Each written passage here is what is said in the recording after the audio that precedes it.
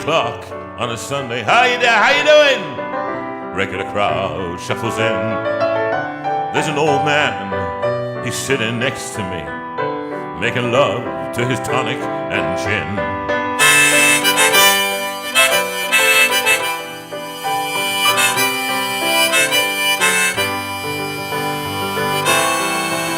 He said, son, can you play me a memory? I'm not really sure how it goes, but it's sad and it's sweet, and I knew it complete when I wore a younger man's clothes. La la la, la la la,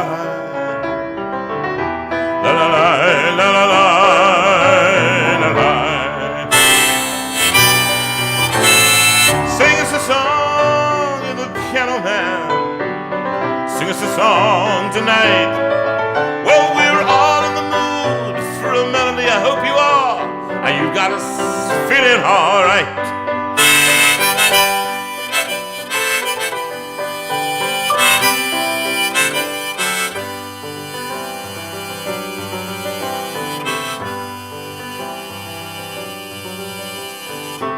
John at the bar, he's a friend of mine. He gets me my drinks for free, and he's quick with a joke, or he'll light up your smoke. But there's some place that he'd rather be. He said, John, I believe this is killing me, as a smile ran away from his face. Oh, I know I could be a big movie star if I could get out of this place. La la la, la la la, la la la, la la la, la la. Sing us a song, you're the piano man. Sing us a song tonight. Well, we're all in the mood for a melody, and you've got us feeling all right.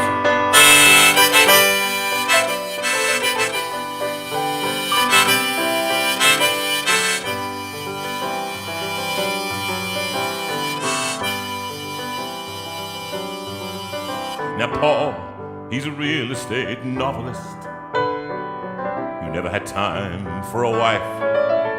And he's talking with Davy, who's still in the Navy and probably will be for life. And the waitress is practicing politics as the businessman slowly gets stoned. Well, they're sharing a drink they call loneliness, but it's better than drinking alone.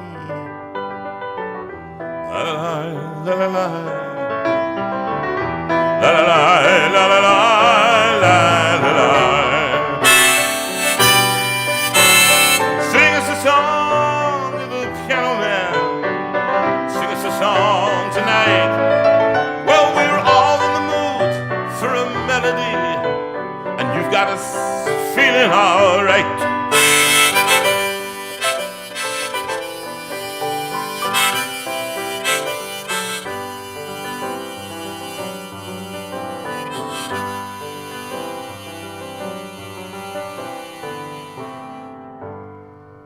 That's a pretty good crowd for a Sunday.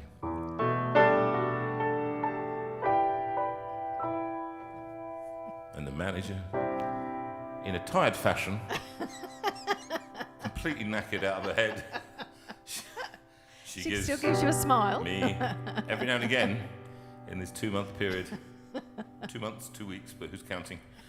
A smile. Right, that's the smile. What you can do. This could exhaust her. Smile. I'm just telling you now. This could be the end. Okay. Just when I said to her, if you get tired, you must leave. And I think she's looking. I will. She's going right. I smiled. Now I can leave. Okay. I said to him, look, it's all right. If I've had enough, I'm off. So if I suddenly disappear, it's because I've gone to bed, folks. Yeah, which is likely. She's just going to leave me here. But it's good to be back. It is good We're to be all back. feeling a little bit It's great to be fragile. back. Rachel's had her second jab, and so she's got a sore arm, got a sore. shoulder. I'm not feeling very well, and she's on paracetamol. I'm on paracetamol. I've got a ball in my back where I've hurt my back. Hey, that's what Andrew Barker wondered. He spotted it sitting behind you. He said, "What's the tennis ball doing there?" Did so you? now we know. What, It did can we be see seen that? Oh, on of course, that you camera. see that. Yeah, be seen on Well, that one. because, Andrew, what we're going to be doing is later on, here, so you ready to catch? We're going to be playing Catch the Ball. You ready? No. She's useless I at am catching. useless at catching. She is totally... I'm beaten only by my inability to throw a ball. You can't throw a ball, so I'm not giving it to you. But that goes in the back here, like this, and I can then lean up against it like this and get into the trapezius here. There we are, that's it. And it's just really bad. Nothing is getting it right. So I've got to go to my osteopath on Tuesday. Hopefully she will crunch me and beat me up and stuff. Anyway, it's just been good to get back and sing for you and plan for you. And I've got all kinds of weird and wonderful plans if we can stay alive. We are delighted to be back. We have missed you, and we are delighted to be here. And we hope, and I'm just going to do this. You hope what? We hope that you've missed us.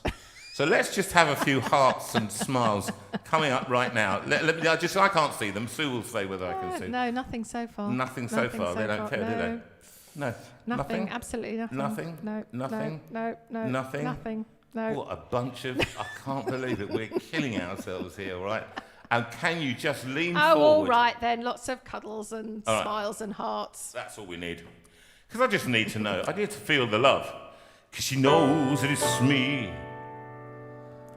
Let's be honest. And I just had to remind, I think, him of the no CD variety, that it's called JV, live from the Steinway room, with Sue. Can I just Did say you get that? JV, live from the Steinway room, with Sue. Well, okay. JV and Sue's kidney, live from the Steinway room. This, and if you think I'm singing better because of Sue's kidney, then please send your comments and requests and your just your comments will do fine. The comments will do fine. Because she knows that it's me. They've been coming to see. Because they know that it's me and Mike and Sue's kidney. They've been coming to see. To forget about. Do you want to see my kidney? Do you want to see the cut? Do you want to see? Just carry on playing.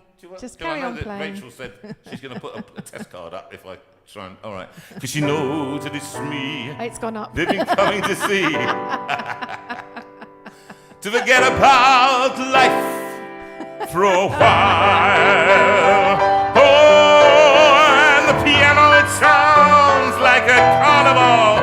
And the microphone, it smells like a beer. And they sit at the bar and put bread in my jar and say, man, what are you doing here? La la la, la la la, la la la, la la la, la la. Sing us a song, you're the piano man. Sing us a song tonight. Well, we were all in the mood for a melody, and you got us feeling all right.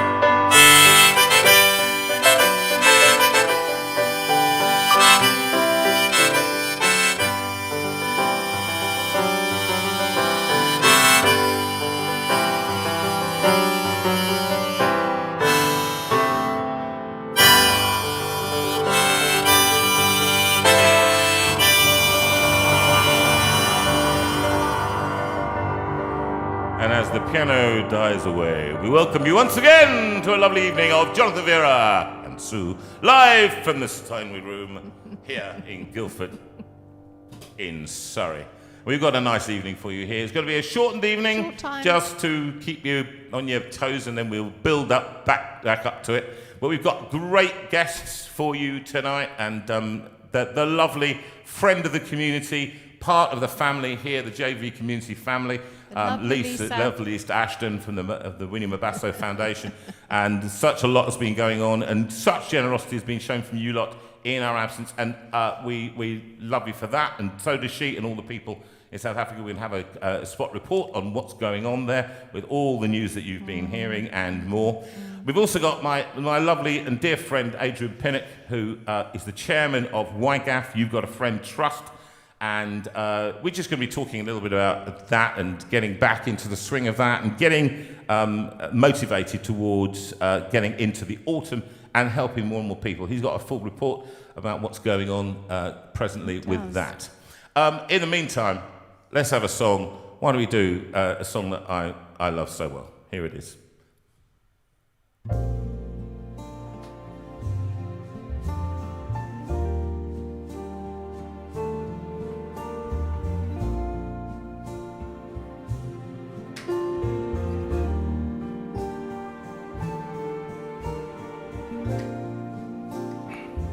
From the album Lockdown Sessions 1. If you haven't got it, get it now. Order this week and we'll get it through to you. What a wonderful world with the flugelhorn of Raul d'Oliveira. I see trees of green, red roses too. I see them bloom for me and for you. And I think to myself,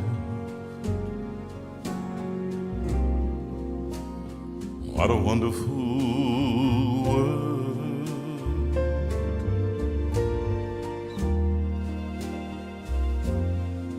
I see skies of blue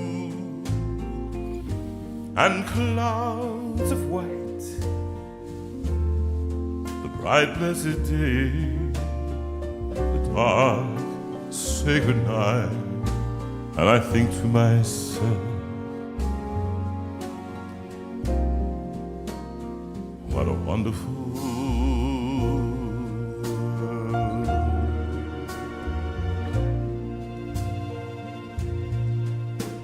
The colors of the rainbow, so pretty in the sky, are also on the faces of the people passing by. I see friends shaking hands, saying, how do you do? They're really saying, I love you. When I hear babies cry, I watch them grow. They'll learn much more than I'll ever know. And I think to myself, in spite of everything, what a wonderful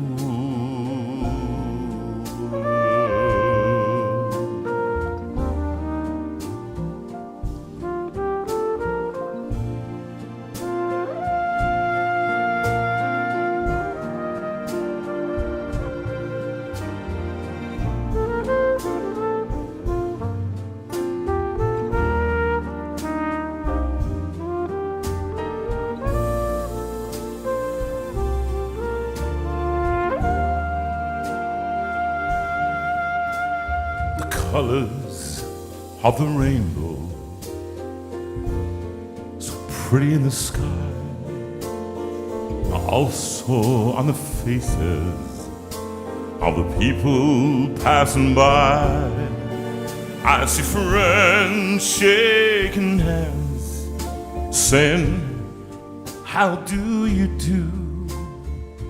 They're really saying, I love you and you. Well, I hear babies cry, I watch them grow. They'll learn much more than I'll ever know. And I think to myself, what a wonderful world. I think to myself, what a wonderful world. And I think to myself, what a wonderful world.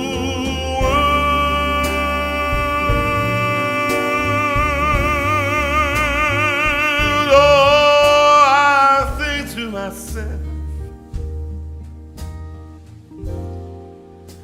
what a wonderful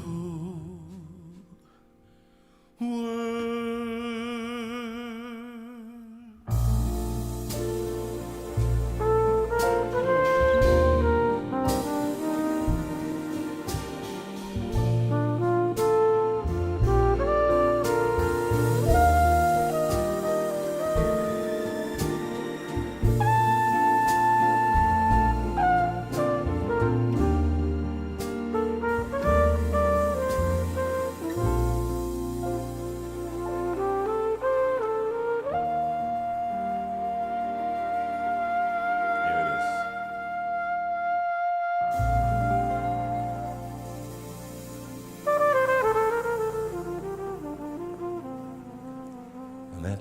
Radio 2 big band.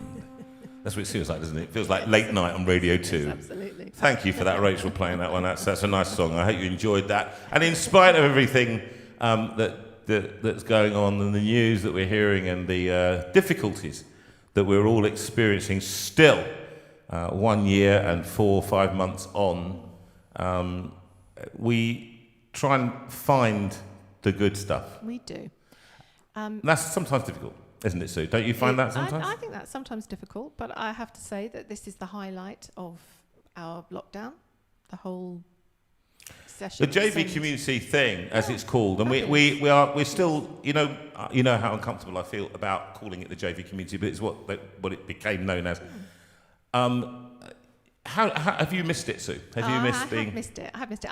I have to say it's been good to have a break, and I am so grateful to Rachel, Claire and Ben for doing the most amazing job. And I know that you are as well, people, because you've been writing that. And they have been fantastic. Keeping us alive. So hard. I know Rachel has been trawling through hours and hours and hours and hours and hours of recordings in order to get the right songs for you. And so, Rachel, bless you, you are a superstar. If you can see her right now, she's leaning up against the pillow, not feeling well with her second Pfizer jab. But thank you, Rachel, for doing that. And the Sunday evenings have sort of come round and I've gone, we're not doing it tonight, but feeling too poorly to do anything about it. But no, I've been looking forward to today and getting back to nervous. Getting back to as much as we can. And I have to say, I'm not convinced that we're going to do a huge amount tonight, but we'll do what we can. And I know that you all want that, actually, that you don't want us to do more than we can do. No, and everybody, can I just say that it's really important that we have decided to do this. Nobody's forced us to do this. We have done what we can do. We'll answer your questions in a second, and I'm just going to sing another song. But did you want to dedicate? I want to dedicate that one to Linda Baines, who's undergoing treatment at the moment and going to have a difficult time ahead. And also to lovely Leslie Sutton. I always find with Leslie and Linda, they find beauty where they can find it. And it's a lesson to us all, actually. And the other person that finds that is my sister. I was saying this yesterday to her, that she finds life where she can find it, rather than often, life is difficult. And for many of you out there, this has been a really tricky time. So that was a lovely song. And what a difference, Rachel, a day makes.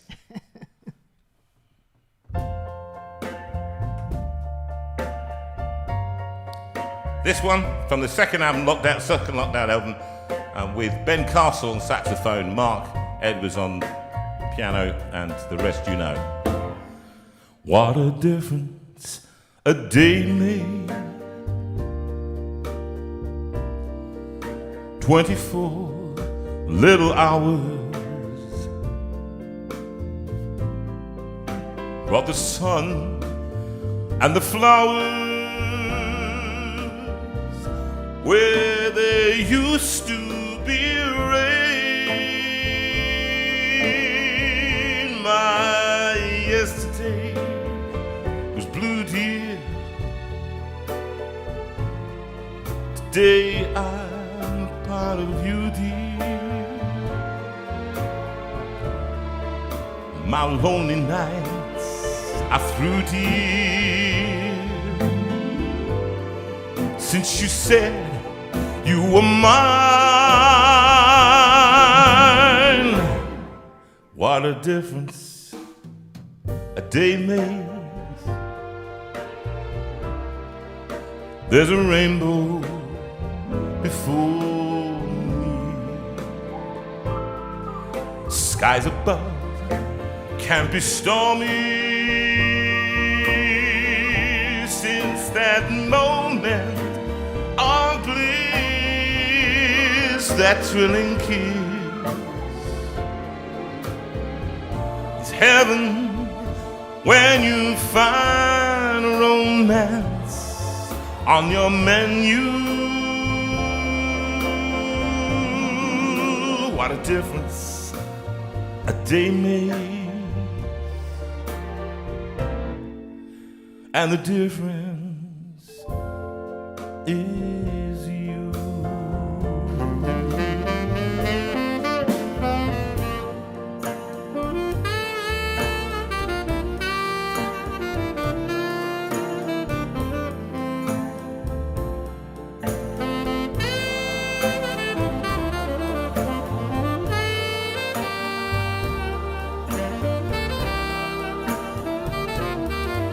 Come on, if you know the words, sing it with me.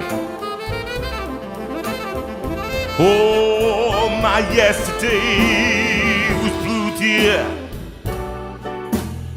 Today I'm part of you, dear. My lonely nights are through, dear. Since you said you were mine, oh mine, what a difference a day makes. There's a rainbow before me. Skies above can't be stormy. Since that moment of bliss, that thrilling kiss, well, it's heaven when you find romance on your menu. What a difference a day makes. And the difference is you. Is you.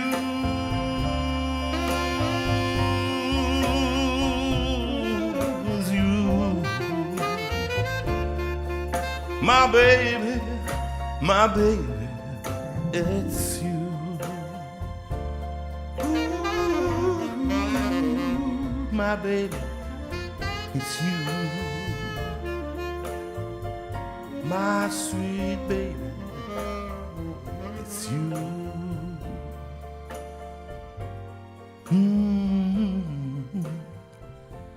What a difference a day makes. And that's for my lovely wife, Sue, actually, who's put up with a lot of time here. Wow, excellent. Well, and what a difference it makes. We've been now coming up on Wednesday, it'll be 8 weeks since we've been in lockdown for us since the operation, since we've been out of the operation. A lot has happened since then, and people, I asked if anybody would like any questions answered. Well, Sue, you can go back to... Just getting the camera sorted. Yeah, so we can do... Okay, well, I asked if anybody wanted questions last Sunday when we went on for half an hour. And we're going to do a little bit of that, and then we're going to speak to Adrian in the Isle of Wight and get some inspiration from him. But what was quite interesting was the questions that people asked. I'm going to just ask them, and some Sue can answer, some I can answer. How are you feeling, and is the kidney functioning well? Well, I suppose the question is mine. I go usually twice a week to have blood tests up to London, to the hospital up there, to St Heliers, and the kidney seems to be functioning well. There are moments it comes and goes with immunosuppressives, so you have to keep adjusting that. But the general health is becoming better. The kidney is functioning well, so all the readings that he's coming up with generally are good. There are a few question marks over levels of drugs that they have to take now. I have to take immunosuppressives for the rest of my life, and they have to be at 10 o'clock in the morning, 10 o'clock at night. That does present its own problems and it's going to be quite interesting during a concert if I go on to 10 o'clock. It's going to be 10 o'clock. What do you mean if you go on to 10 o'clock? So I said last week, it'll be, how great heart, how great... Wait, hold on. She'll give me the sound. I'll take that in. That'll be the end. And so there'll be a little bit of that, and you can't eat 2 hours before or 1 hour after. There's 6 hours in a day you can't eat anything. And so you have to be up very early. Kidney's functioning well, though. That's a good answer. The kidney is functioning all the things that it should do. Mm-hmm. People are saying, Lisa Ashton saw me today and she said, oh, you're looking slim and well. Am I looking slim? You are. You're looking slim and you're looking very well. Okay. You're always surprised when I say that you're looking much better, but I think he is. And I think... Well, I bothered with a jacket today. Did you see that? But in your face, you look less strained and you look healthier and you do have more energy, generally. Okay. Well, I mean, if you say so, then that must be true. I do say so, and in which case it's right. Okay. Are you or will you be free from kidney disease, or is it from that? But the first one was Isabel Green. Thank you, Isabel, for that question. Judy Steele, are you or will you be free from kidney disease, or is it still a threat? Sue, answer the question about that. What does that mean? Jonathan's kidney disease was as a result of his diabetes, and he is still a diabetic. So I guess the blood vessels could be affected in the same kind of way. However, we are that much further on in our understanding of the kidney disease and the diabetes, and Jonathan has got his diabetes under more control generally than you've had for a very long time. Yes. So from that point of view, hopefully the kidneys won't be affected. But of course, these things are. How long is a piece of string? The kidney's not meant to be someone else's, and it's not meant to be in the place that it's in. So, which, just for your information, it's if you just get the camera. I'm not going to show exactly where it is, but if you get the camera on this side here, it's down on my right-hand side here. This is where the kidney is. So it's still swollen here. And so that's why when I do diaphragmatic breathing for singing, I found you noticed it earlier. I noticed it earlier Yes. when I was singing. It's hard work. And so it's tucked here in the rib cage to protect it, but that's where it is, and that's where they did the L-shaped incision. So it's down on my right. Well, normally you have kidneys on your... Normally your kidneys are at the back. But we'll talk about that. There's another question about that. Yeah. I think, remember the guy that came on, David? And if you're out there, David and Roz, and he said... kidney disease, it struck me on that day that he said it. There is no cure for kidney disease. There are treatments, and this is a treatment. And hopefully a long-term treatment. Yeah. These days, hopefully transplant kidneys, particularly from a live donor, are expected to last longer, as long as you are well behaved and as long as nothing else happens. So diabetes is the key. I'm afraid that he has had to give up his international karate competition. Yeah, my international karate competition days are over. That's basically it. They said no more contact sports. We're joking. And okay, why do they leave your kidney? This is from Linda Marshall. That was from Judy Steele, by the way. Why do they leave your kidney in with Sue's kidney? And how does one kidney do the work of two? Sue, answer. So as far as Jonathan's other two kidneys are concerned, they're pretty on the way out, really. But to take them out would be quite an invasive procedure. So they've worked out that they don't need to do that, that he can have what little function he's got from those two kidneys plus my kidney. So he actually probably has slightly more kidney function than I do at the moment. Ever so slightly, yeah. Ever so slightly, because he's got a little from his other two. So yes, he has three kidneys and I have one. So they add them all together. Yes. But then Sue is much more healthy than I am. Hence she could give the kidney in the first place. And I have been very well tested to show that I can do that. And what amazingly happens is that my remaining kidney just kicks into overdrive and just goes, okay. Function goes up. I have to do all the work and I will do it. So that's what's happened.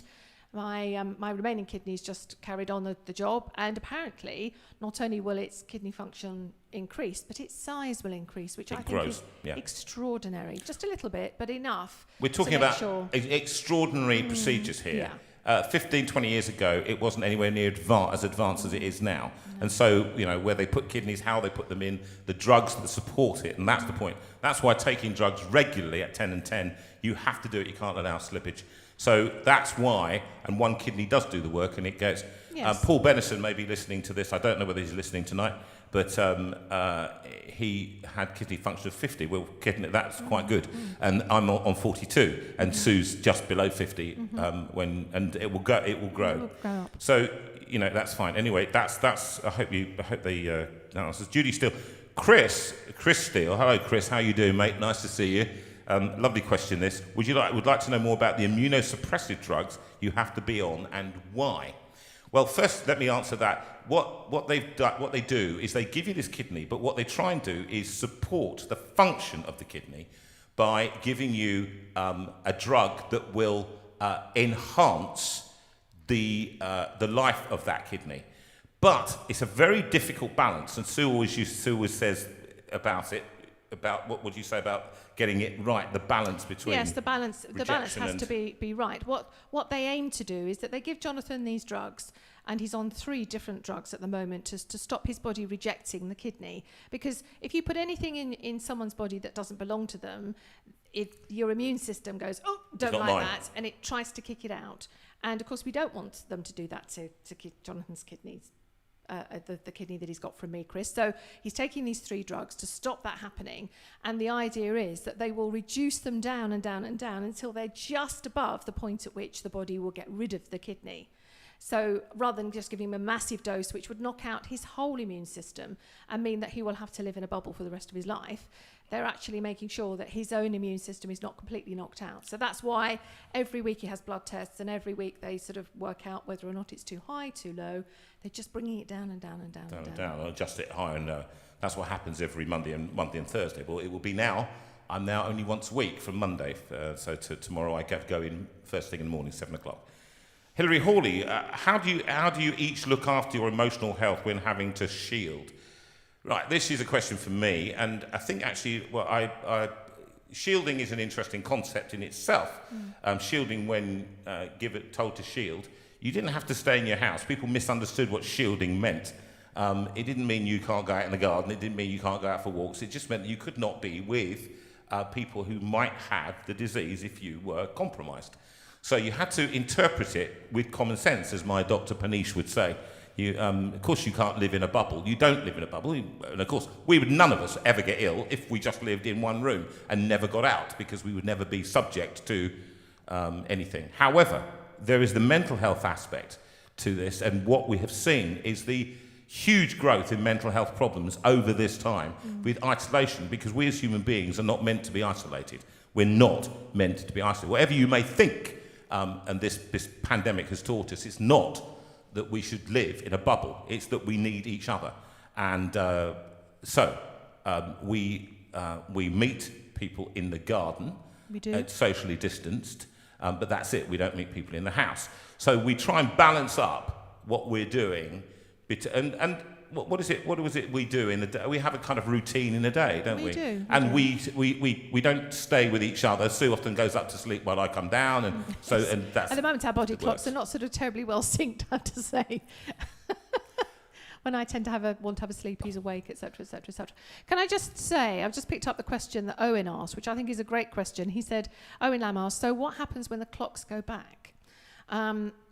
Actually, And I think from my logical way of thinking about these things, then actually, when the clocks go back, we will take them at what will effectively still be 10, but it would be 9.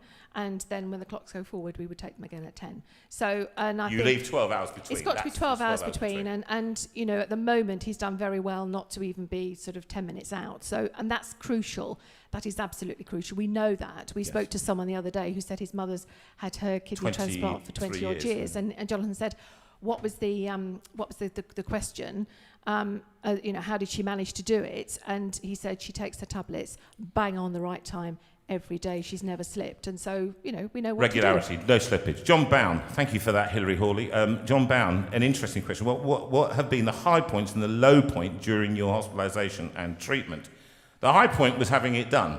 The high point was going in, and the story I like to tell is the one that my high point was meeting the Italian, it was a whole team of Italian anaesthetists, and the surgical team were outstanding. The nursing team were outstanding. The food was terrible and appalling, actually, in terms of nutritional value, appalling. But the nursing team and the surgical team, the anaesthetists, she introduced it, and I spoke to her in Italian, and she loved opera. And so we get down, this is a true story, get down, Sue's had the operation, she's been taken down at 9:30 in the morning, and I'm waiting there until 1:15 when I go down, and they wheel me down, and I meet the anaesthetist down there, and she's had a long conversation with me before, and she's going to be very careful how they intubate. That means put the pipe down to make sure that I can breathe if I get into difficulty, and then they extubate, take the pipe out. But they put the thinnest one in because I'm a singer. As you can hear, the cords haven't been affected at all. No, Brilliant you're sounding work. stunning. Brilliant work Stunning. by them. So she gets I get down to the operating theatre, and there were doctors walking around with hearts in their hand, you know, walking past, you know, juggling. And should I have a kidney, heart? And walking past, and suddenly she said to me, little day, she said, darling, she said, no, before I take you in to have the injection, before you go in to do this, you do something for me, yes? So I said, well, yeah, I'm lying on bed. The nurse is there. She's taking all my details, Jonathan Vera, 15, 12, 16, da-da-da. And she said, darling, I have been looking at your CV online. She said, you'll be very famous. You're a very famous singer, yes. You sing with Kiri Te Kanoa. You think, she said, my favorite opera. She said, Don Giovanni. I said, yes, Don Giovanni. I said, they did it a lot, did it Glambo, did it all over the place. So she said, and I want you, darling, before you go in, you do this for me. You sing the aria, Madamina, il catalogo è questo. So I said, what? She said, you do this for me. And then she said, I'll give you injection. So I'm lying. Doctors walking past in diagonal lines. Sue's recovering. I'm saying, hello, love, you all right? And she's going, she's just waking up. And so I said, if you're serious, she said, I'm absolutely serious. She said, you must do this for me. So I start, Madamina, il catalogo è questo, delle belle che vuoi il padron io, un catalogo lì che ho fatto io. Osservate, leggete con me, osservate, leggete con me. And suddenly she joins in. In Italia 640, in Almania and she joins in all the way for about 3 minutes. And the people are going past, doctors clapping, right? Don't know what, they're putting the kidney in the pocket and clapping, That's what. And I couldn't believe it. I mean, it was like a surreal moment. She said, and when she finished, I said, how do you know? She said, my papa, he teach me the whole opera. I learned the whole of Don Giovanni, the whole of Così fan tutte, and the whole of Le Nozze di Figaro, the Marriage of Figaro. And I just went in, and I was laughing so much, and then she gave me the injection, and that was the next thing I woke up in the recovery room. So it was the most surreal. I will call the book that chapter from one theatre to the next. That was the high point. The low point was being told that the kidney had been rejected on the Monday. I'd had the operation on the Wednesday and on the Monday. You were hoping to come home. I was coming home on the Monday, and then suddenly you woke up thinking, I'm going home today, and then all of a sudden they looked at all the readings and told you that I had a temperature, possibly infection. I'd reject the tacrolimus levels were too low. It looks like I'd gone through a period of rejection. They had to do, therefore, a biopsy. The most painful it was there. Horrible procedure to snip off a bit of the kidney. And she missed the first time. Literally, they cut a bit off. They go in with a needle and cut the bit off. And that was ghastly. And it was the worst thing, the worst moment, because I thought, actually, that Sue's kidney was going to be trashed. That was it. And all that she'd gone through was going to, and I'd be going back on dialysis. And I sat there, and they gave me then massive doses of steroids, 1,500 mils of steroid, which put me through the floor, depressed and exhilarated just between. And I grew things all over my body in that, but I don't want to go into that.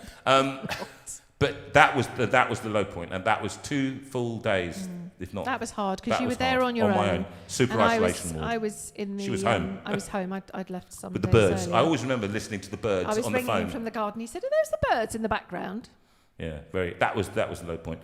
That was so. John, I hope that gives you the answer. Ali Anderson, the highs and lows of post-operative surgery. Well, that's fine. That's more or less it. Ali, that's answered your. Michael Cooper.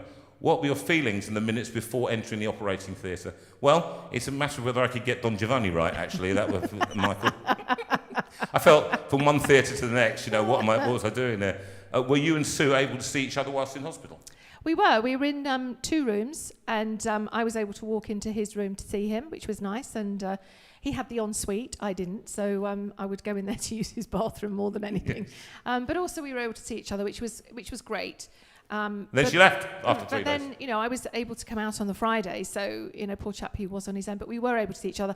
And it felt a very surreal moment, I have to say, going in to say goodbye to him and giving him a kiss goodbye and saying, right, well, I'm going down now, and I'll see you on the other side. And that was weird. And I walked down with my gown and my dressing gown and got down there, and all of a sudden Iniesta says, no, we don't want it yet. Send her so back. I had to come back up again and go in to see Jonathan again. That to was say, weird. well, that was easy. Your turn now. How are you now? Jean Rushton, how are you now? We're fine. The music is as good as ever. Thank you, Jean. Jean, Jerry Cow, has there been some kidney humour? There's been some kidney humour tonight. Would you say it was good or awful? Awful. Did you? You didn't I hear? got You that. didn't I hear it? read it, and Right. I thought that was What average. percentage of awesome have you increased by now? You have an actual part of Susan I Vera know, awesome. in you, Awesome. keeping going. Well, yes, awesome. That would be John. John Dick. I knew you'd ask a question like that, and I feel awesome. Did you get CMV vaccine pre or post transplant? Yeah, I got the vaccine. CMV. They check it. They check your CMV every. Lydia. They check your CMV levels all the time, because that is a possibility of you getting in with that. So that's been checked every week I go. Only food or drinks that are now off limits for Sue's kidney? I think no. In fact, I can eat more. They want me to eat more bananas again and tomatoes. We've had to keep him on a low potassium diet for as long 2 as he years. was in, for a 2.5 long years. time. So now suddenly he's eating tomatoes and bananas and thoroughly enjoying them. Rosemary Graff, is your new kidney in any fear of rejection? Well, of course, there's a possibility. There's always a possibility, but hopefully the more you go on... The more you go on, the more it does. How did they protect you both from COVID, both before and after surgery? Just shielding, really. I mean, we both been doubly vaccinated. We shielded for 2 weeks, and we went on to something called a very green ward, which meant that there was sort of constant testing. All the staff are constantly tested, and it was a sort of super clean, non-COVID ward. Yes, it was. That was fantastic. Rob Barron, if you got a stone in your non-functioning kidneys, would they still hurt badly? I don't know. Yeah, I would think so. I would imagine so. Kidney stones are horribly painful, speaking from let's hope experience. not. Yeah, thank you for that, Rob. I'm just now... He hadn't even considered I hadn't even before. considered that, but thanks for that now, Rob Barron. Karen, do you know what? I'm now thinking I've got one. Shall we do You Raise Me Up? Yeah, we might do. When do you get to stop isolating, asking for a friend? Karen Bate, this is the last question. And it's, we should be end of August, I've been pulled forward a week already. So, if everything is going well, then basically, usually it was 2 months, it wasn't 3 months, but with COVID they did that. I think we're being very careful anyway, as we have been for the last, I suppose, year and a half. So that's what we're trying to be sensible.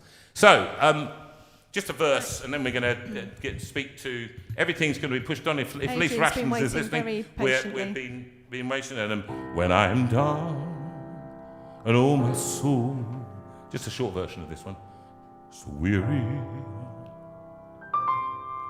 when trouble comes, and my heart burdened be. And I'm still and waiting in the silence until you come and sit a while with me.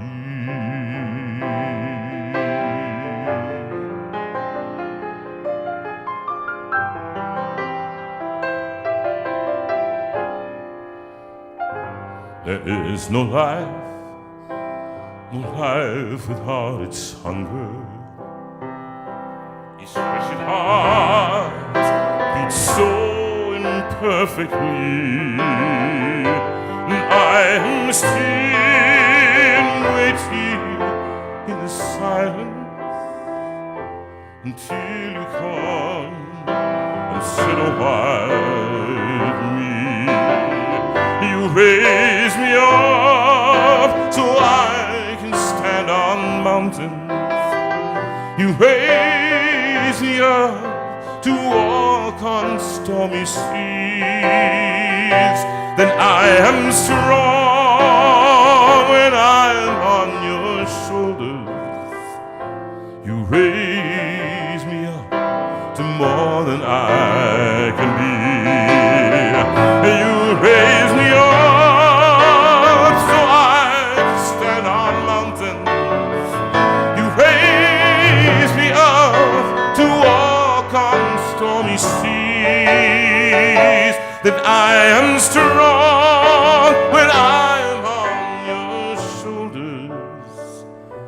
You raise me up to more than I can be.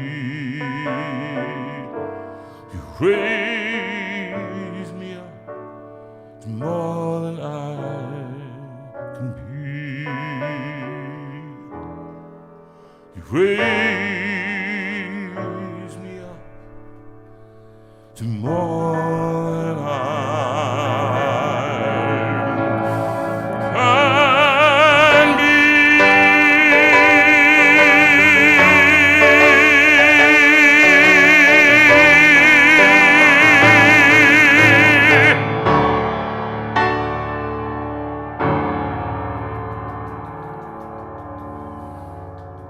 And now we speak to our wonderful friend over in the Isle of Wight. Are you there, Adrian Pinnock? I'm here, Jonathan, and how are you? Eh? All right, this is Well, gonna just... I guess we've heard all your medical things. How are you really, though? Well, Adrian, you know, I think it's been quite interesting how I've already done that. I've already done it, Rachel, so you can cut that off. So, yeah, I'm all right, Adrian. I'm always encouraged to speak to you. We had a nice long conversation on Friday, which was early in the morning, wasn't it? In our dressing gowns? In our dressing gowns. We were both in our dressing gowns, and it was nice to chitter-chatter over YGAF stuff. And it's been quite some time, hasn't it, that... tell us a little bit, because one of the things I just wanted to kind of front this by saying that I'm aware of people have been very generous over the year, and we've helped an awful lot of people. But I sense actually, of course, since we've been down, since the live shows have been off, just a little bit of waning of interest. Of course, people, you know, they get tired and they've given a lot and everything else. But I want us to realise that actually that the need increases. This is not anywhere near the peak of need that we're going to be at. No. And YGAF was formed by you and I to try and put an arm around people. And that's what we intend to do for the foreseeable future. And I've got some ideas, but I'm just going to find out. Give us a little bit of history of what we've been doing, what you've been doing in my absence and everything else. What's been going on, Adrian? Yeah, I think we'll come to that, what you just said about the really good lesson that we've learned since you've had your downtime, if you like. Yeah. But just on that, in the 8 weeks that there's been your break, as it were, we've had 5 grants that we've made. So people are still talking to us, which is great. That is fantastic. But just to give you a summary of since we started, which was really in December, we've been able to help. I say grants it sounds like not the right word, really. We've been able to throw our arms around people 27 times, which is about just under 4 a month. And the different things, I mean, it's incredible, the variety that we've had. Food vouchers, some furniture. We help somebody with medical care, an iPad so somebody can, someone who's in hospital can actually communicate with their family, can communicate with their friends, have been isolated for a ridiculous amount of time for health reasons, help somebody with some home repairs. And actually, something that happened, I'm not sure you know about this while you've been away, but something that happened, somebody wanted a crash-tested wheelchair. So we, as the trustees, we said, well, what do we do about this? Yeah. So we put a note out on the community, and somebody, what did you just put behind your head? A ball. I thought you were doing an egg balancing trick. No. I'm trying just get me back, putting a ball in my back. Sorry, but what happened? We put a note out on the community, and immediately somebody said, "Look, I haven't got one, but I'd like to make a donation towards this. Should we have?" I mean, it was it's stunning, and what the great outcome of that was, the person who needed the wheelchair was actually provided by the NHS. So they actually had the right solution of the right wheelchair, because as trustees, we're not qualified to find out what a crash tested wheelchair is. You know, You're not? What's wrong with you? What have you been doing with your life? But I think the lesson, and we need to really talk about this as trustees, of not a plan B, but the plan A, that one day your Sunday evenings will stop, you'll go back on the road. They'll stop not because you want to, because of timings and out on the road and stuff.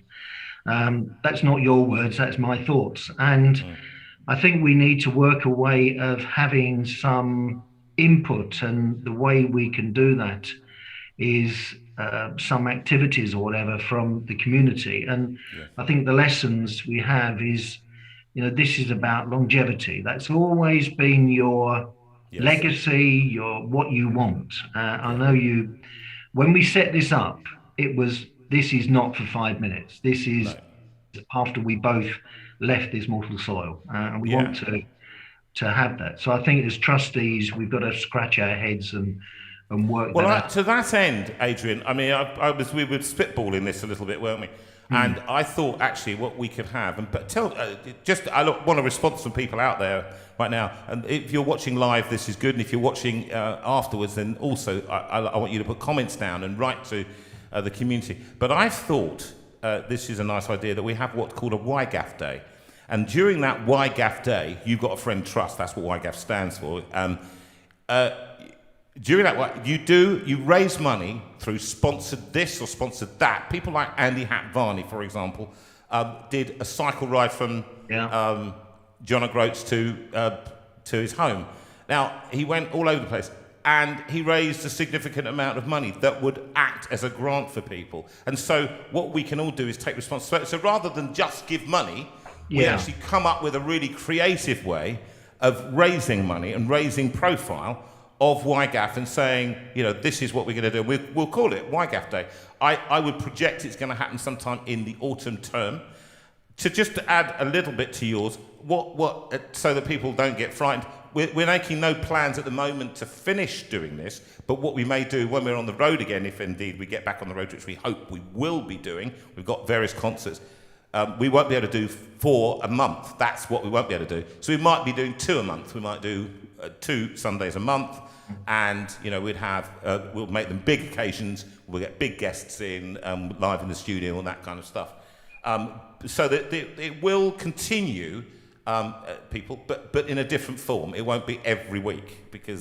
Sorry, Jonathan, I shouldn't have started. Well, I think that's the plan. I mean, who knows, Adrian? It could be that the need for it, when the need for it stops, and when we've only got John Dick watching. And Stuart McCready plus Karen Bate. If only the 3 of them doing it, I am not coming on a Sunday night when I would miss a midwife. I've got to obviously watch. Yeah, and I think that what we talked about was this Sunday evening, like the Got a Friend Trust, is another brand. It's another armour brand. Like churches have been doing podcasts. It's another brand. It's another arm. It's not to replace. It's another opportunity. And I think that's where I've been thinking about the YGAF Day. Is so many people during the last 18 months have been taking the opportunity to do different things in their community virtually. So why can't we do that as a Got a Friend Trust? And things I just threw down earlier, a Zoom quiz, the basic coffee mornings, throwing arms around your neighbours, afternoon teas, and I chucked this one down. Curry and Zoom, I thought would be. That sounds nice. Cook your own curry. Give yourself deli belly. Yeah, that would be nice. It's a nice thought. But little things like walk a mile, we don't. I think to say will somebody jump out of a plane without a parachute is not the right thing to do. I think that could be. I think that could be called abuse, and we'd be arrested. I think you and I would be in cells next to each other in the Isle of Wight prison. Okay, that's where we'd be. That's great. All I wanted to have was that little chat with you, just to raise the profile again. How can they give? How can we give? To YGAF. I think it's down on the screen. It is on the screen, or through contacting me direct through the Got a Friend Facebook, or through our email address, which is gotafriend2020@gmail.com. So I think that's it. Maybe not on the screen, but we can put it on there later. And we put it, and it will be in the notices for everybody. You can always get information from there, or contact us. We'll be, and she's just saying it will be up later. It will be up later. Those details will be up later, and you'll get those. And certainly, whether it's through yourself, people can contact through to me, or contact direct. Let's put some ideas together. Let's just use the Americanism. Let's brainstorm this. Yeah, I think so, and I think people have people been responding to at all? Yeah. Yeah. And I think actually it's going to be about you, the people out there, doing this and finding creative ways to raise money, rather than, and then therefore, as you raise money, you're not just raising it just so that it can be in a fund. We are not doing that. It's money in, money out. That's what we propose. Is it not, Adrian? That's what we're aiming for. Yeah, and I will say again, everything that goes in goes out. We do not have any administration costs whatsoever. Nobody takes a penny out of this. I know we joke about these things sometimes, but it is serious. And also, just to emphasize, do not give if you haven't got it. Indeed. Really stress that. Absolutely. Adrian, we want to help. Go on. We want to help. Go on. Finish. We want to help. That's it. And it's.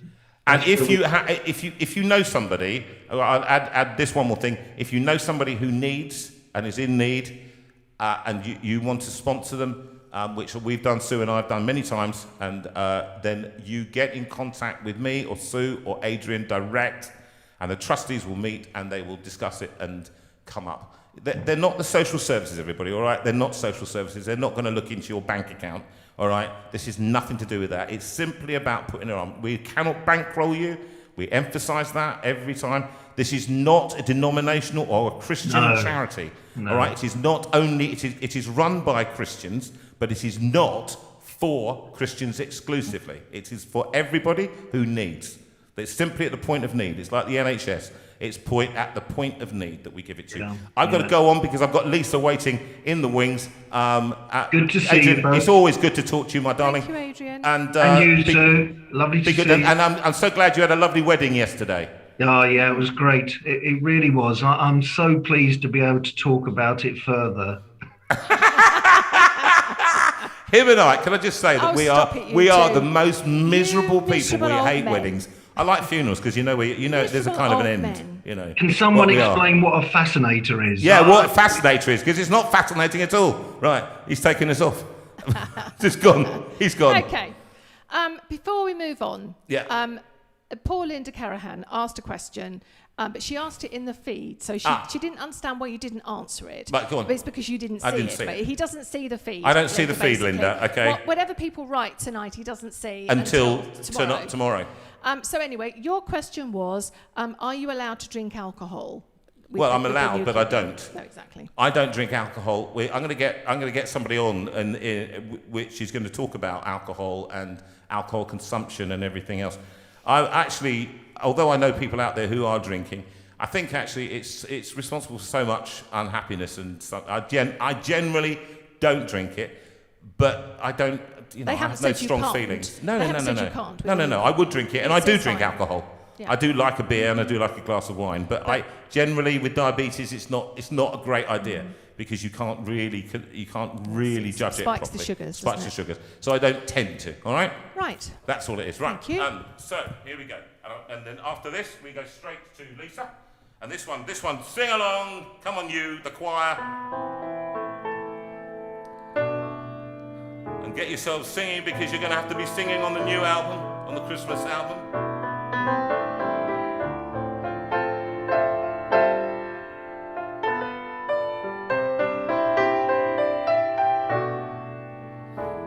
When you're down and troubled and you need some love and care, nothing is going right.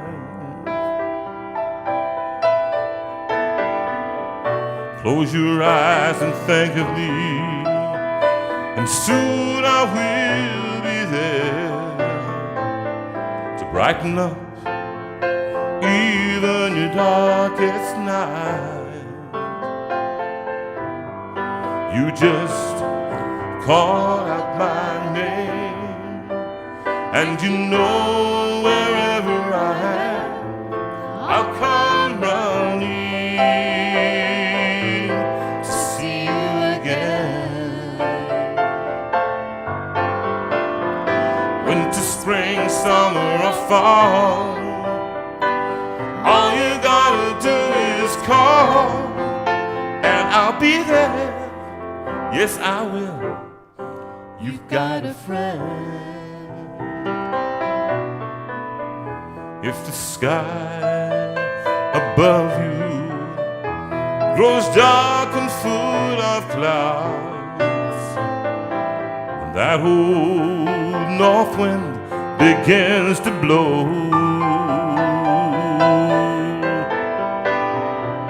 keep your head together now and call my name out loud, and soon I'll be knocking at your door.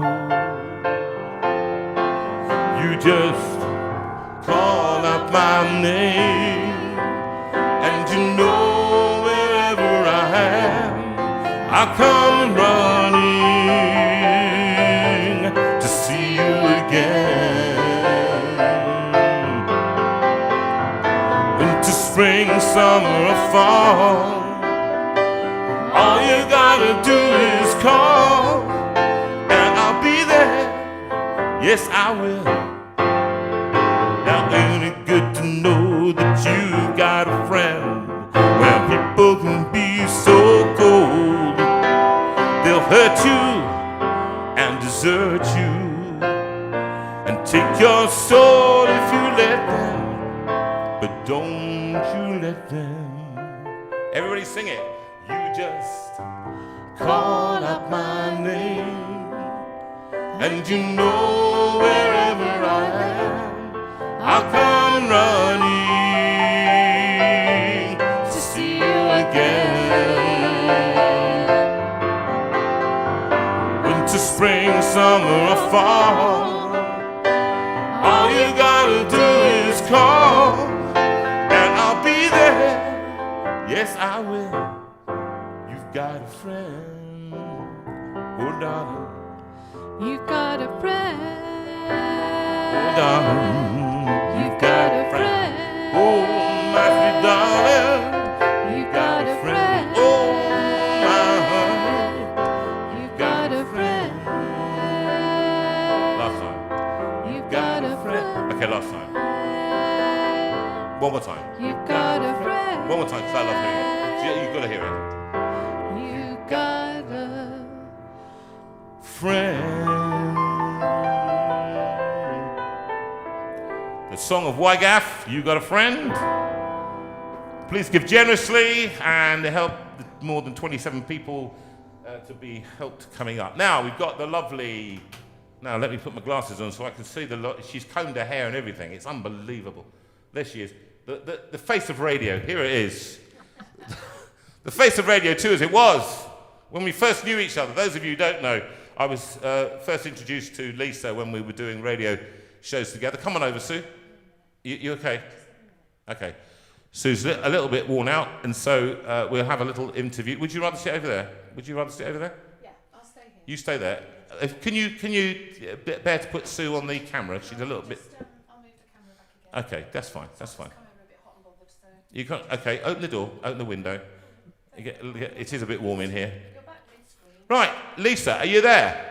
I'm here, and I'm a bit of an emotional wreck, Jonathan. Are you?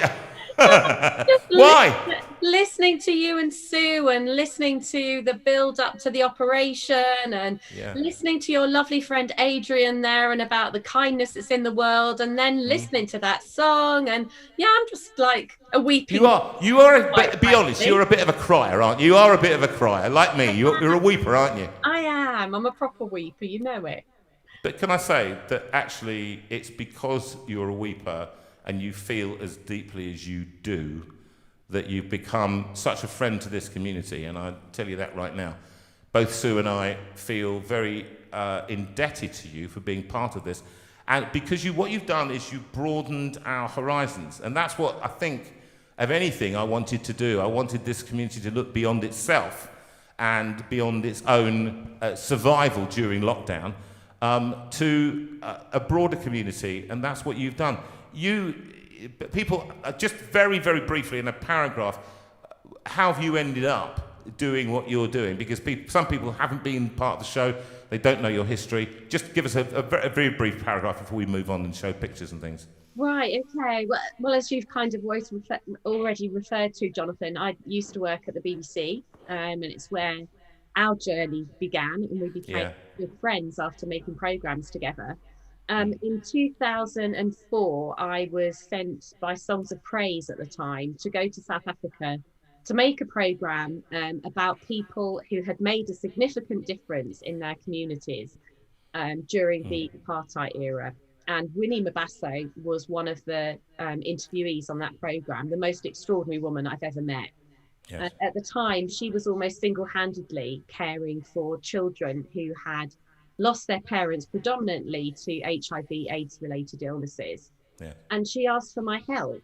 And, without sounding callous, I think, and I'm sure you'll understand what I'm trying to say here, but as a program maker, sometimes you kind of feel like it's your job to tell a story and then you move on to the next one. And that's just very much the nature of what we do as programmers. That's what we do. That's what we do. Yeah. There was something about Winnie that drew me in, that I just thought, no, there's a connection here. This is for the long haul. And I couldn't forget about her. And when I returned to the UK, we started writing to each other. And she told me about a terrible myth that had begun circulating in the townships, that if a man had HIV and slept with a virgin, he'd be cured. So a lot of children who'd already gone through the trauma of losing their parents to the virus were then being raped by men who were desperately looking for a cure for themselves. And she needed a safe haven. She needed somewhere where she could protect the children. At the time, they were sleeping on mattresses in her backyard. And so I started fundraising. And at that point, I really thought, I'll carry on working at the BBC, I'll carry on making programmes, and then in my spare time, I'll do a bit of fundraising for Winnie. Yeah. And it was just over a year later that we'd raised enough money for her to move into an orphanage with the children she was looking after at that time. And it was just a few months later that Winnie passed away very, very suddenly. And I went to South Africa for her funeral. And in itself, I mean, it was such an eye-opener. I think sometimes how we view funerals and things here in the West is so different to how funerals are viewed. It's just an extension of life, basically. So the celebratory side to funerals was something I just wasn't ready for. And there were drummers drumming and dancers processing down the streets in Soweto, celebrating this extraordinary woman's life. And then moments before her coffin was lowered into the ground, the children who were then living at the orphanage stood hand in hand around her coffin. And for me, that was my turning point. I thought, I just cannot allow this lady's dream to die with her. And so I was thrown into the deep end, Jonathan. I didn't ever set out to run a charity. I knew nothing about running a charity, in fact, and I knew very little about HIV/AIDS. I knew nothing about African cultures and customs. So it's almost 18 years now since I first Winnie. And 18 years, how can that be? Deary me. And loads of mistakes along the way, Yes. It's gone from strength to strength. And, I'm very grateful to you and Sue and to your community, for the support that they've shown me and for joining me on this journey, really, about, making a life better for people in South Africa and just continuing that legacy that Winnie left behind. So that's who we yes, it's been interesting, and I'll say this, that one of the reasons that this community has taken to you is because of your approach, your honesty and your vulnerability. You see, I think great stuff happens from vulnerability. It doesn't happen usually from strength. And it happens when we just go, I have no idea what I'm doing here. And there's a song that Keith Green, a famous Christian songwriter, he said, you do your best, pray that it's blessed, and Jesus takes care of the rest. Now, faith notwithstanding, you just do your thing. You do what you do. And look at what the lives that you've changed as a result of hearing what you heard and obeying whatever call it was to your life. And so that's why people have taken to you here, because you just do it. And that's why when we first started supporting your charity, which was way back whenever, we just thought, this is a lovely charity. And I've done big charities, the big things, and we're raising multi-millions and all the rest of it. And I thought, Sue was the one who drew it to my attention and said, look, Lisa's doing this fantastic work.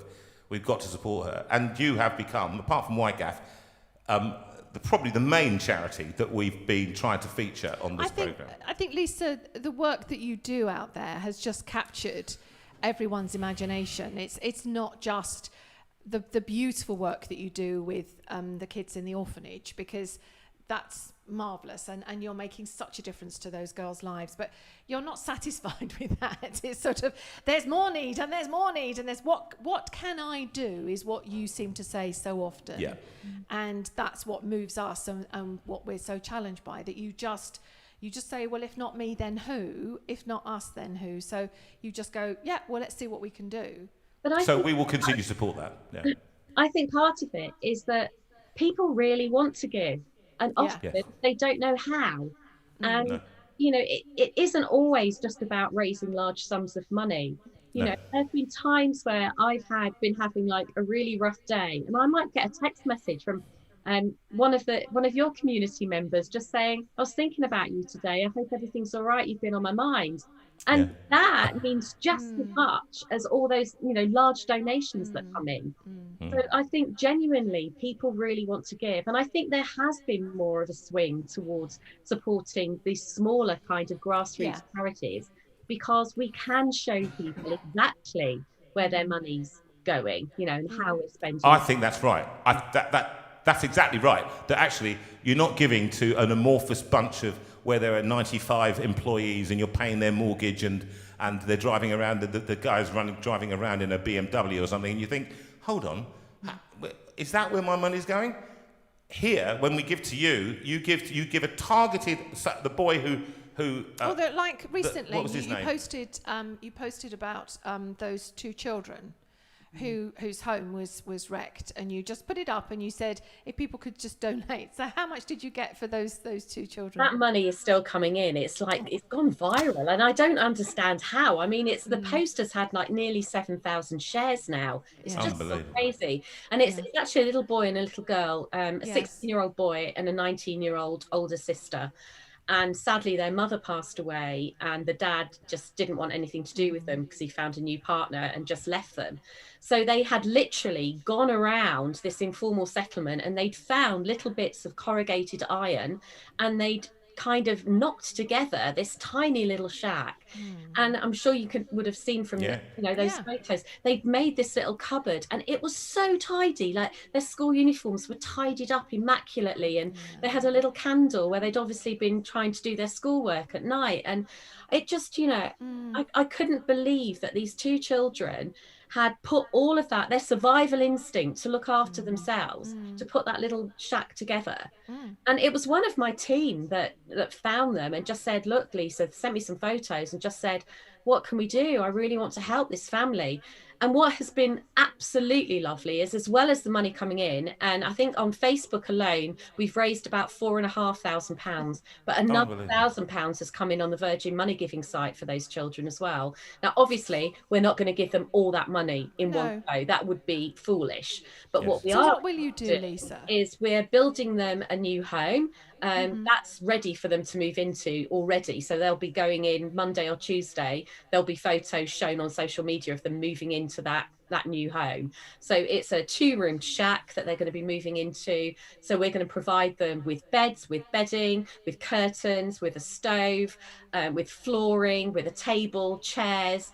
Wow. And what's been so lovely is we haven't got to put it on the plot where they knocked together this ramshackle one. One of my own team who lives on an informal settlement said, I've got space in my yard. Why don't we build it in my yard and I can keep an eye on them? Oh, wonderful. Now, look, that's fabulous. That new home, they've kind of been embraced into the Mabasso family and now being looked after by one of my staff members who's going to be there just to, keep a check on them. And then that money that we've been able to raise for them will be designated to them, in total. So over the next coming months and years, we're going to be able to give them groceries every month. We're going to be able to give them new school uniforms, clothing, whatever their needs are, we're going to be able to support them. But you're right, it was just one little Facebook post. And then all of a sudden people were like, wow, this is incredible. We can help them. Yes. Yeah. It was Archbishop Desmond Tutu, wasn't it, that said something about create those small acts of kindness, and when you add them all up, I mean, I'm paraphrasing here, but when you add up those small acts of kindness, they overwhelm the world. Yes. And that's so true, isn't it? Yeah, However absolutely. small people can give, you know, it all adds up. You know, Yes. Well, you know, Lisa, that this whole community is based on two things. One, the words of Jesus when he said, "Inasmuch when I was hungry, you fed me. When I was naked, you gave me clothes. When I was in prison, you visited me. Inasmuch you've done it to the least of my brethren, you've done it unto me." I've quoted this to you before.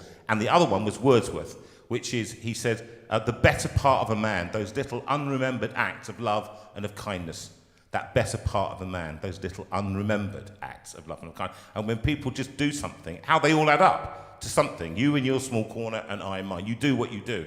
That's why I think you've been rewarded, if you want me to be honest, with such loyalty. You've just done what you can do where you can do it.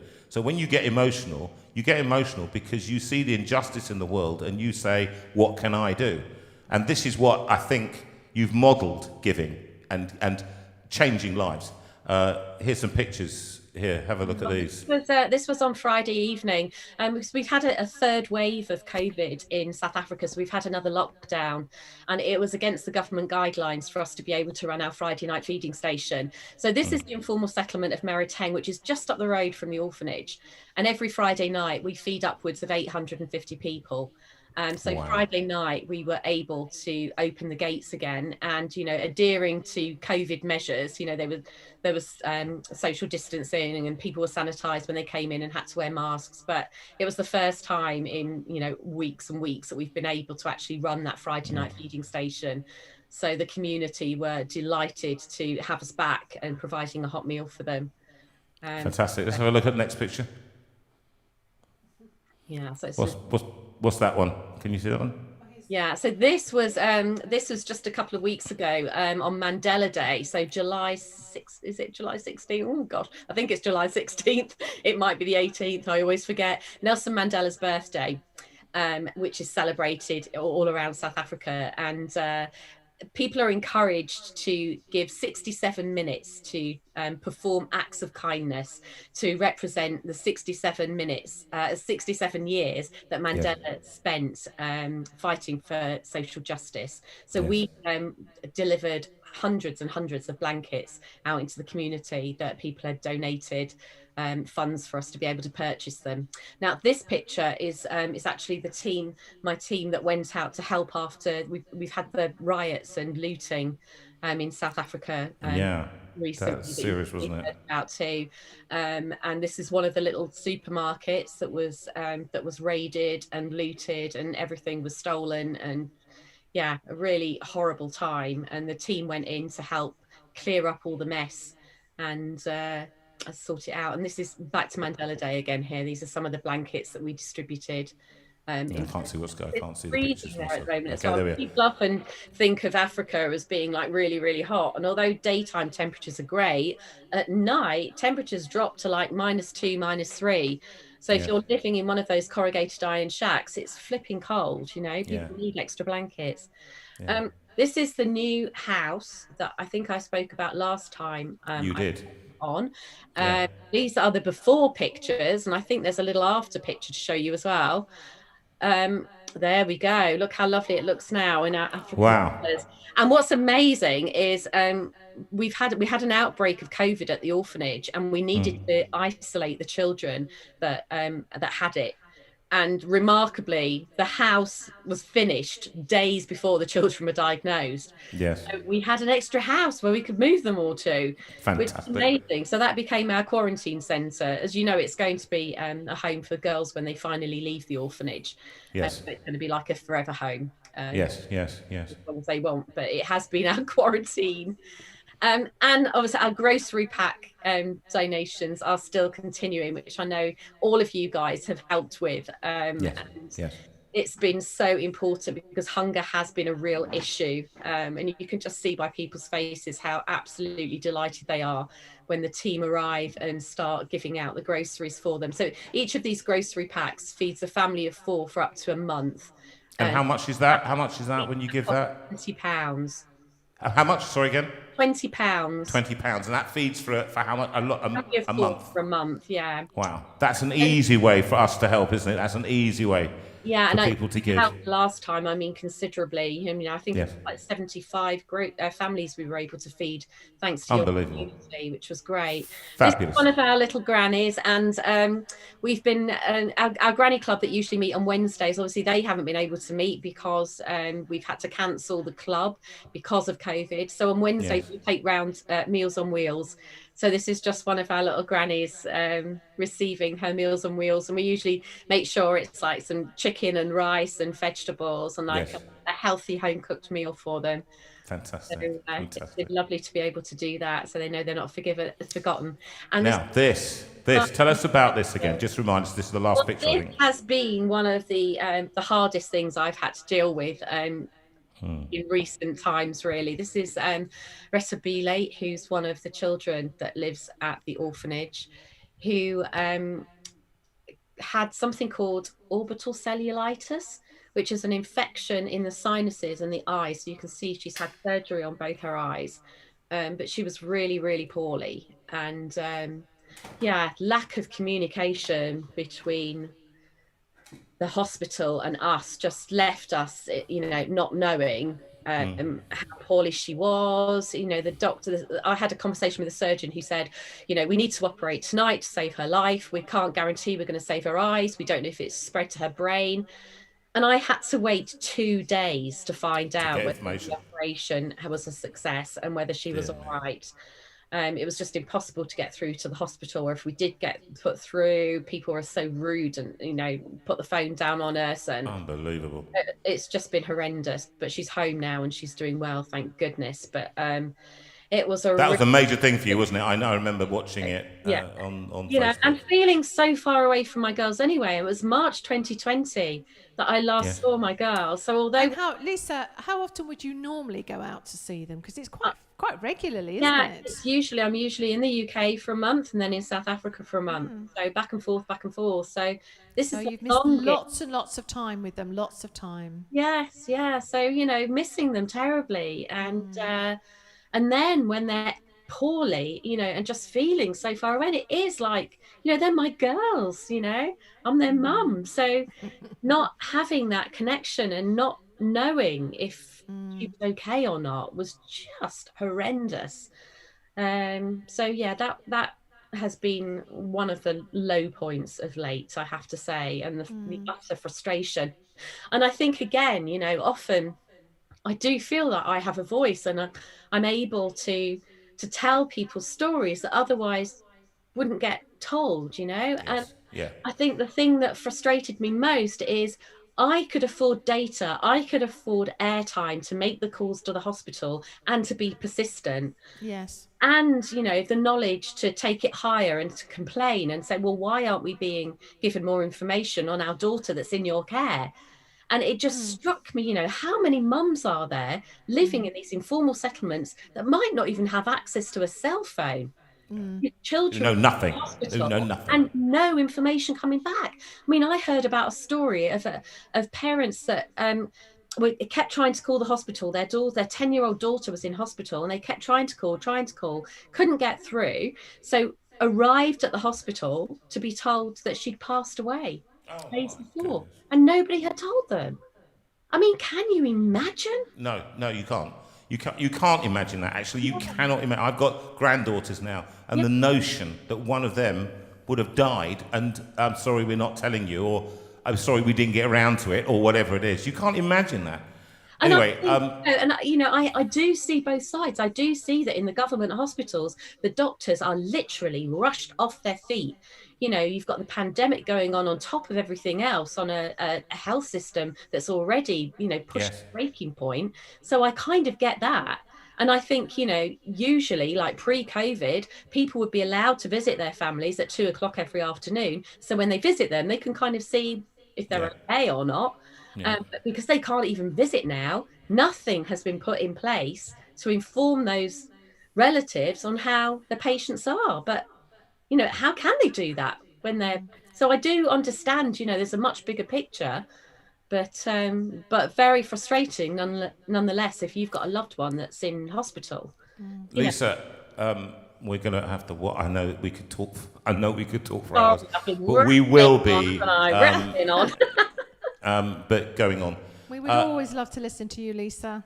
What? Just finally, what can we get? What would be useful to be leaving with the community in terms of giving for today?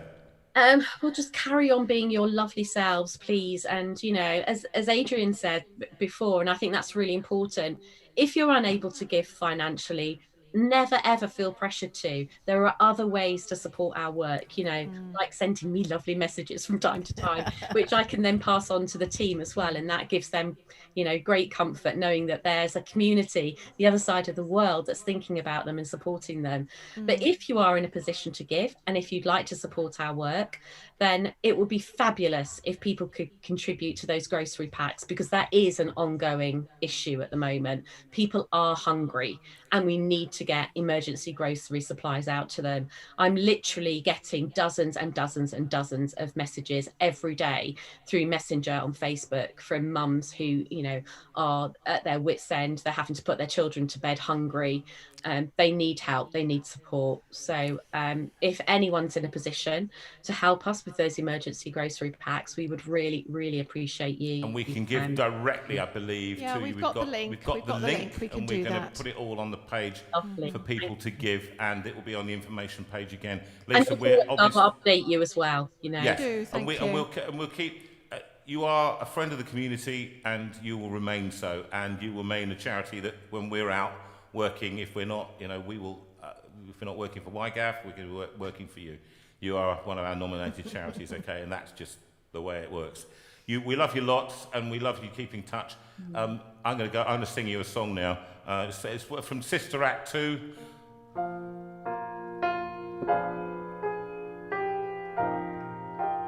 And it's this song. Why should I feel discouraged?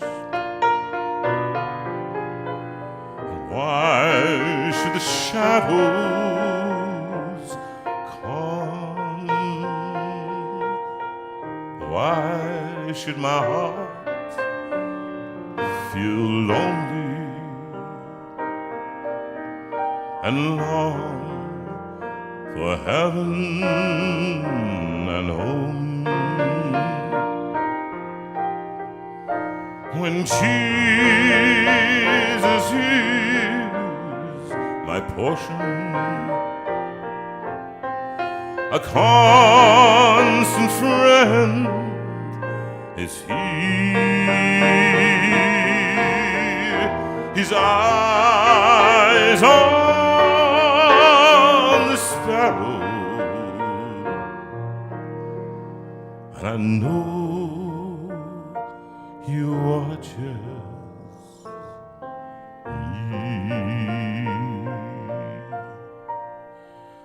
I sing because I'm happy. I sing because I'm free. His eye is on the sparrow, and I know He watches. I know He watches. Yes, I know He watches me. I sing because I'm happy. I sing because I'm free. His eye is on the little sparrow, and I know He watches. I know He watches. Yes, I know He watches you and me.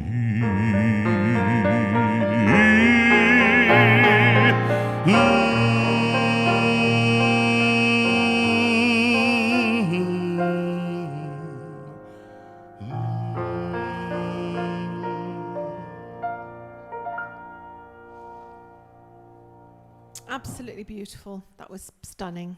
Thank you, darling. Beautifully sung. Well, I think we're winding up now, and lasted a bit longer than I thought we would, but there we are.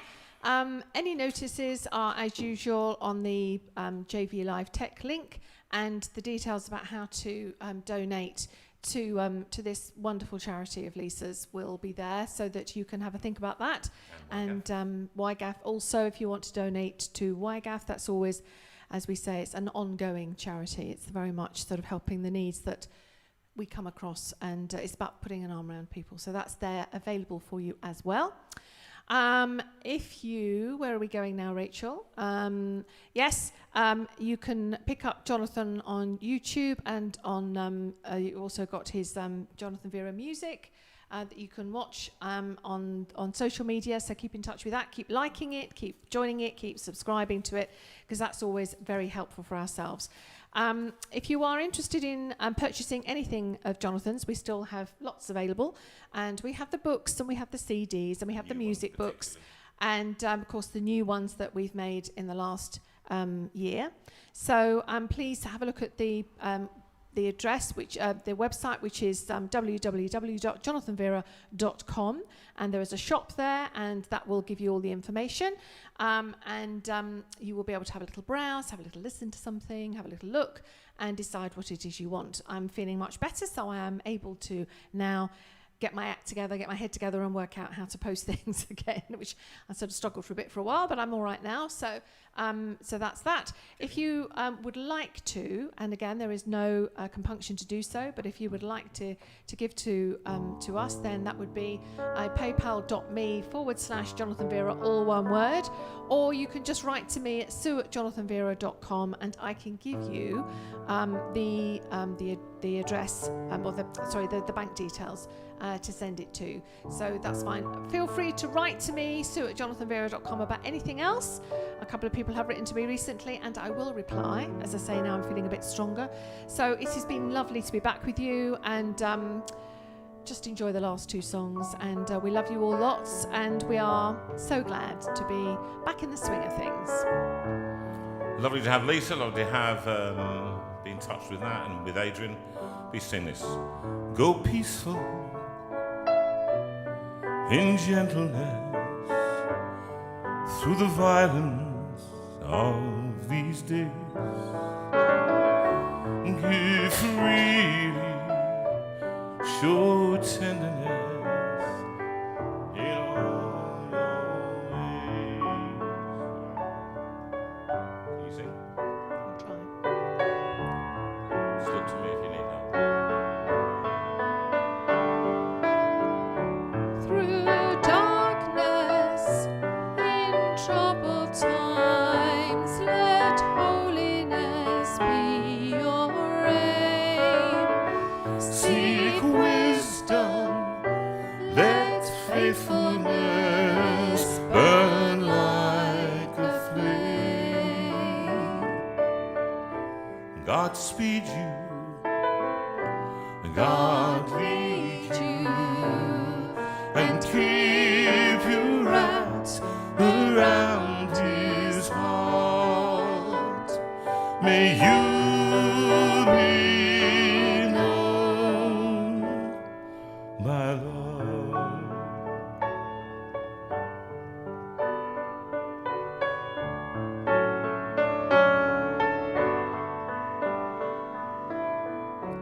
Be righteous, speak truthfully in a world of greed and lies. Show kindness, see everyone through heaven's eyes. God hold you and fold you and keep you wrapped around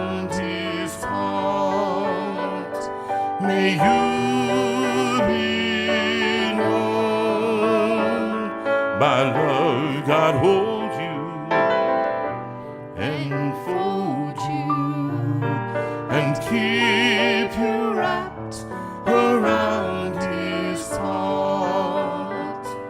May you be known, my love.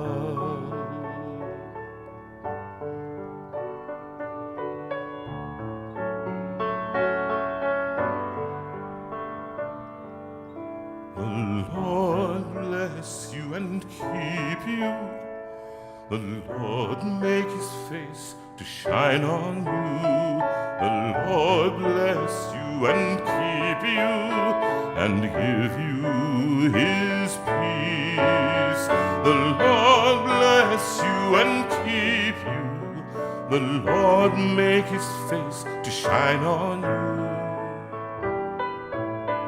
The Lord bless you and keep you and give you his peace and give you his peace.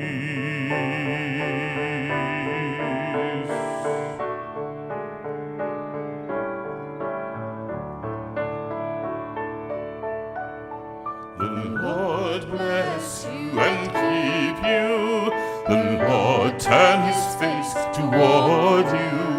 The Lord bless you and keep you and be gracious to you.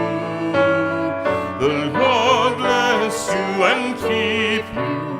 The Lord turn his face toward you. The Lord bless you and keep you and be gracious to you and be gracious to you.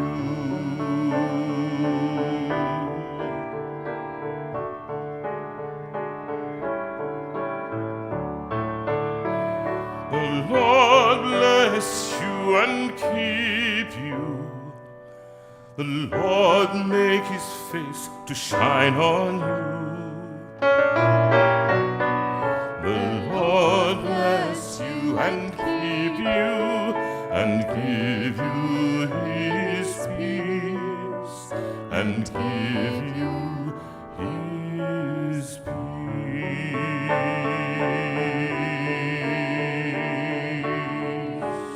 Until next week, God bless you, see ya, and have a good week. Lots. Have a good week.